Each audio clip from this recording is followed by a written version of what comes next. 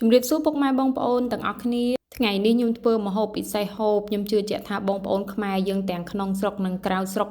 ច្បាស់ជាស្គាល់មុខម្ហូបមួយមុខនេះហើយបងប្អូនក្តាមប្រៃក្តាមជ្រក់បងប្អូនណាមិនស្គាល់ចាប់បាត់តែម្ហូបចោះបាយម្ហូបឆ្ងាញ់ជាមួយបាយកកអីវ៉ាហ្នឹងបងប្អូនមិនថាបាយកកបាយក្តៅបាយល្ងាចបាយព្រឹកនិយាយពីថាត្រូវមិនបាច់អារឿងក្តាមប្រៃក្តាមជ្រក់ក្តាមភ្លានេះបងប្អូនហើយថ្ងៃហ្នឹងខ្ញុំប៉ះចំអ្នកលក់ម៉ួយមកហូបខ្ញុំហ្នឹងគាត់មានក្តាម1គីឡូនៅបញ្យួរទេណោកនៅទីគាត់ខ្ញុំក៏ឃើញក៏ទិញយកមកធ្វើក្តាមភ្លាតែម្ដងទៅបងប្អូននិយាយទៅក្តាមភ្លាក៏បានយើងហៅថាក្តាមជ្រក់ក៏បានហើយនេះគ្រឿងផ្សំខ្ញុំបងប្អូនមានក្រូចឆ្មា3ផ្លែម្ទេសម្ដាយធំខ្ទឹមសម្ដាយធំដេងម្ដុំប៉ិនមេជើងស្លឹកក្រូចហើយនឹងជី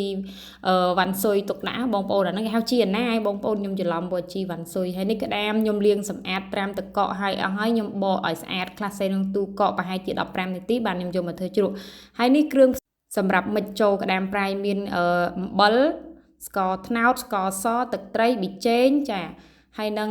ម្សៅស៊ុបខ្នុរបងប្អូនមាន6មុខហ្នឹងអាហ្នឹងគ្រឿងផ្សំសម្រាប់យើងក្លុកជាមួយក្តាមបុកជាមួយក្តាមបងប្អូន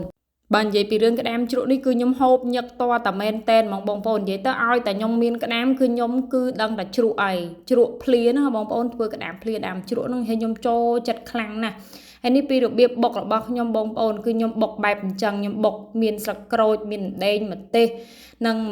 ខ្ទឹមចូលគ្នាខ្ទឹមសចឹងហើយខ្ញុំដាក់ប៊ីចេងដាក់អំបិលបន្តិចហើយនឹងម្សៅស៊ុបបុកវា3-4មុខនឹងចូលគ្នារៀងម៉ត់ឲ្យរៀងញុំឲ្យរៀង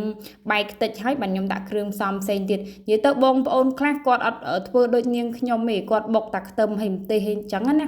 ប៉ុន្តែសម្រាប់ខ្ញុំគឺខ្ញុំចូលចិត្តក្លិនស្លឹកក្រូចសើចហើយនឹងរំដេងអញ្ចឹងណាបងប្អូនហើយរឿងស្ករត្នោតមួយគឺខ្ញុំអត់ចោលទេបងប្អូននៅពេលដែលបុកហើយគឺខ្ញុំបន្ថែមនៅស្ករត្នោតហើយនឹងទឹកត្រីហើយបុកវាបញ្ចូលគ្នាញុំឲ្យសព្វចឹងមកបានខ្ញុំបន្ថែមនៅក្រូចឆ្មា3ចំណិតអញ្ចឹងបងប្អូនក្តាមភ្លាក្តាមជ្រក់នេះអានេះខ្ញុំធ្វើតាមបែបក្បួនខ្ញុំទន្លាថាឆ្ងាញ់បងប្អូនចាំយកទៅសាកធ្វើតាមឆ្ងាញ់ហើយឈ្ងុយអត់ធុំក្លិនឆ្អាបក្តាមទេបងប្អូនគឺក្រូចឆ្មាគឺអត់ច្របាច់ទាំងអស់ទេអាពេលបុកគ្រឿងម្ទេសហ្នឹងណាគឺយើងបុក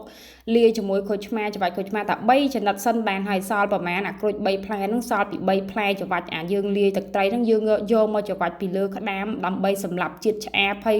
ឲ្យវាមានក្លិនឈ្ងុយបងប្អូនធ្វើអញ្ចឹងគឺឆ្ងាញ់ហើយសាច់ក្តាមផ្អែមឆ្ងាញ់ទៀតបងប្អូនបន្ទាប់មកទៀតច្របាច់ក្រូចឆ្មាអាសល់ពី3ផ្លែហ្នឹងហើយខ្ញុំចាប់ផ្ដើមដាក់ទឹកត្រីដែលខ្ញុំបុកហើយមិញហ្នឹងបងប្អូនអញ្ចឹងខ្ញុំចាប់ផ្ដើមស្រូបពីលើហើយខ្ញុំក៏កូរវាជ្រុំចោះជ្រុំឡើងកូរចោះកូរឡើងដើម្បីឲ្យវាចូលជាតិហើយបានខ្ញុំយកទៅដាក់ក្នុងទូទឹកកកបងប្អូនពួកអីអាហ្នឹងហូបភ្លាមធ្វើភ្លាមហូបភ្លាមអត់ឆ្ងាញ់ទេតោះតែយើងទុកវាឲ្យចូលជាតិរយៈពេលកន្លះម៉ោងទៅ1ម៉ោង2ម៉ោងអីស្រេចតែលើទុកកាន់តែយូរកាន់តែឆ្ងាញ់បងប្អូនអានេះបញ្ជាក់បងប្អូនមិនមែនក្តាមប្រៃទេណាគឺក្តាមជ្រក់ក្តាមភ្លាដែលគេពេញនិយមហូបថាក្តាមឆៅក្តាមជ្រក់ក្តាមភ្លាហ្នឹងណាបងប្អូនឥឡូវនេះខ្ញុំក៏បាយកកថ្ងៃដែរបងប្អូននិយាយទៅក្តាមហ្នឹងគឺខ្ញុំឃ្លានប្រហែលជាម៉ោង1ជាងខ្ញុំចាប់ផ្ដើមធ្វើគ្រឿងធ្វើអីហើយម៉ោង3បានហូបព្រោះដោយសារខ្ញុំទុកក្នុងទូកកកន្លះម៉ោងទៅ1ម៉ោងឲ្យវាចូលជាតិគ្នានិយាយពីថាឆ្ងាញ់ណាស់បងប្អូនណាអើយ